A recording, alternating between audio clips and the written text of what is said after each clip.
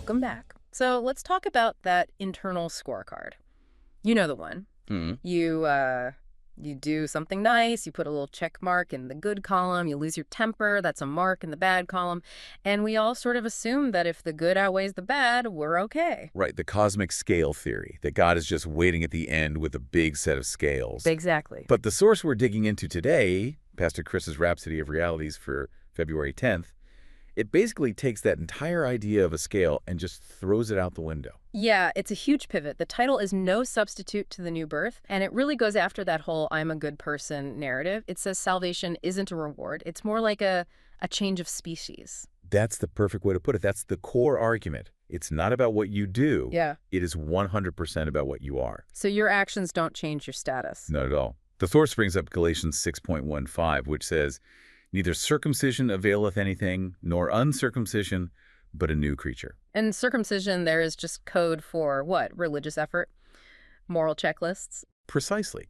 All the things you do. The text is saying you can check every box, follow every rule, but if you aren't this new creature, it's all meaningless for your spiritual standing. It's like, I don't know, trying to teach a cat to bark. You can get it to make some weird noises, but it's still a cat. The basic biology is wrong. And that leads right into the mechanism for this change, this central idea of being born again. A phrase we hear all the time, but the source treats it not as, a label for a group, but as a structural necessity. Yes. It's not a preference, it's physics, spiritually speaking.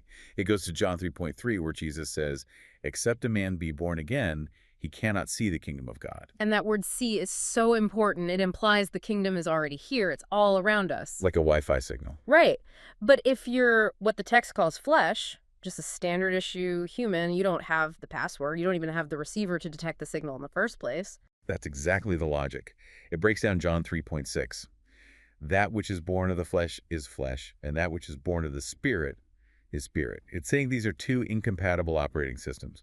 You can't upgrade flesh into spirit. You need a whole new machine, a hardware swap. A complete hardware swap. Yeah. Which explains why the message is so rigid.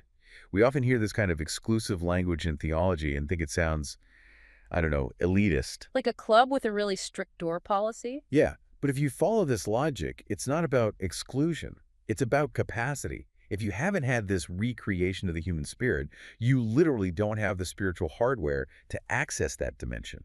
So it creates a binary. You're either in or you're out. There's no middle ground where you're sort of spiritual because you're a nice person. None. You either have that new life nature from God or you don't. That's why the text is so insistent that there is no alternative. Philosophy, charity, meditation, none of it can substitute for this actual spiritual event. Okay, so if it's a hardware installation, how do you click install? Well, the source is very practical about that. It points directly to the prayer of salvation that's included in the devotional. And this isn't a long, drawn-out process. No, it's presented as instantaneous. The moment you genuinely pray that prayer, the transformation happens. The old spiritual DNA is overwritten. That's a fascinating way to frame it. It completely inverts how we normally think about self-improvement. Usually it's act better to be better. This is be made new, and then you will act differently. The effort doesn't earn you the change. The change gives you the capacity for a new kind of life. Which leaves us with a pretty heavy question to think about then. If your spiritual standing is 100% based on this new birth and 0% on your moral resume, what does that do to ethics?